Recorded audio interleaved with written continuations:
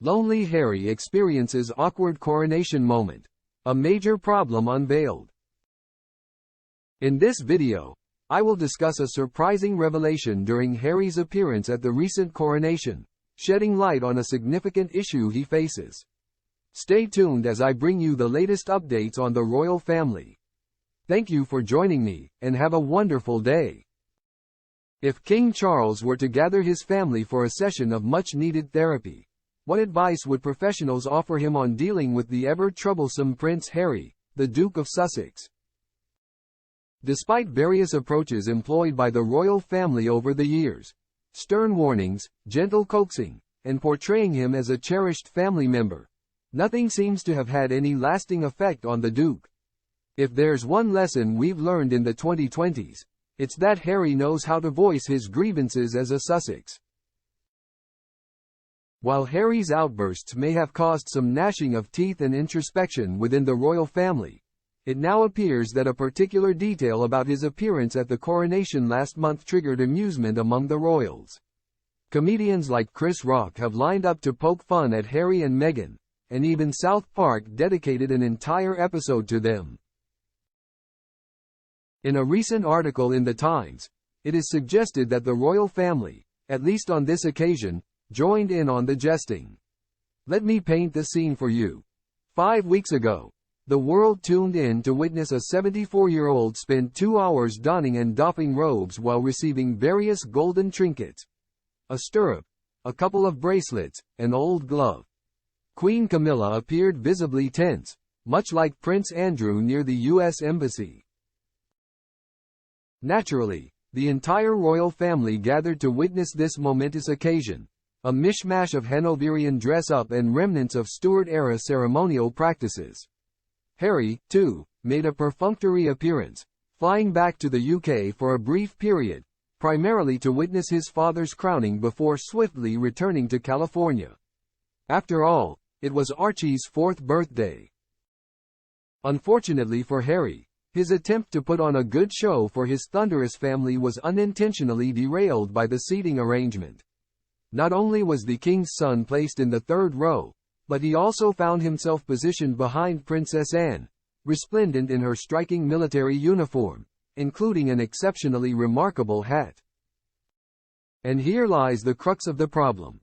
Harry was left to spend the entire coronation obscured by Anne's distinctive headgear, with its large red plume. Social media had a field day with this amusing mishap, and even his relatives couldn't help but join in the laughter. A royal insider revealed to the Times Roya Nikha that there was much hilarity among the family regarding the plume's position and what it ended up obscuring. Unfortunately, this incident mirrored the situation at the late Queen's funeral last September when Harry and Meghan found themselves positioned in the second row of Westminster Abbey, repeatedly obstructed from view by a large white candle whenever the cameras panned to the royal family. Perhaps, after years filled with drama, those steering the ship at Buckingham Palace have journeyed through grief, sadness, and the urge to throw Dresden china against the wall, finally arriving at laughter. Behold, the prince-turned punchline. It seems that the royal family may be rediscovering their seldom-seen sense of humor. I always suspected the Queen Mother was the joker among them. How many other crowned queens have a wicked sense of humor?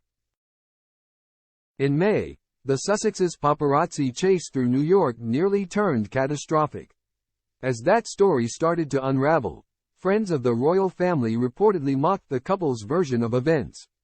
One friend of Prince William jokingly told the Daily Beast, "Recollections may vary." The same friend added, "I thought they were leaving the royal family for a quieter life. If flashbulbs give Harry flashbacks, I don't understand why he is going to award ceremonies." During the same month, the Daily Mail's diarist Richard Eden revealed that the Sussexes had earned the nickname the Kardashians in royal circles, due to their apparent love for accepting awards, talking about themselves, and creating programs centered around their own lives. If Harry and Meghan hoped that their efforts through their Netflix series and Harry's memoir would lead to the royal family feeling remorseful and making a metaphorical pilgrimage to Montecito to seek forgiveness, they will be sorely disappointed. According to a royal source, as reported by The Spectator's Kara Kennedy, post-coronation, they are merely ignoring him and Meghan. It's pretty clear that they are banished after all that has happened now. Perhaps the most logical way to understand the royal family's apparent amusement at Harry's coronation mishap, the moniker the Kardashians bestowed upon the Sussexes, and the general mocking, is to realize that those left in London have few other choices. To quote Abraham Lincoln, who borrowed the line from Lord Byron, "I laugh because I must not weep." I know I am a bit late to this, but it seems that the truth about the Harkles and their race-related accusations is starting to penetrate the American market. This comes after Bill Simmons' remarks about them and being dropped by Spotify. Initially, I thought Meghan might have held Harry captive, but now I believe he has always been an arrogant individual, shielded by the royal family. Chelsea Davies distanced herself from him once she realized the truth. He dislikes criticism and blames the media.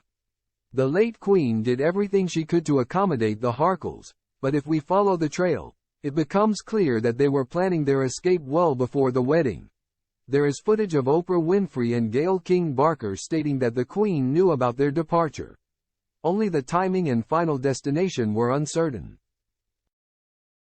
Finally, I want to express my gratitude to all of you for watching the entire video.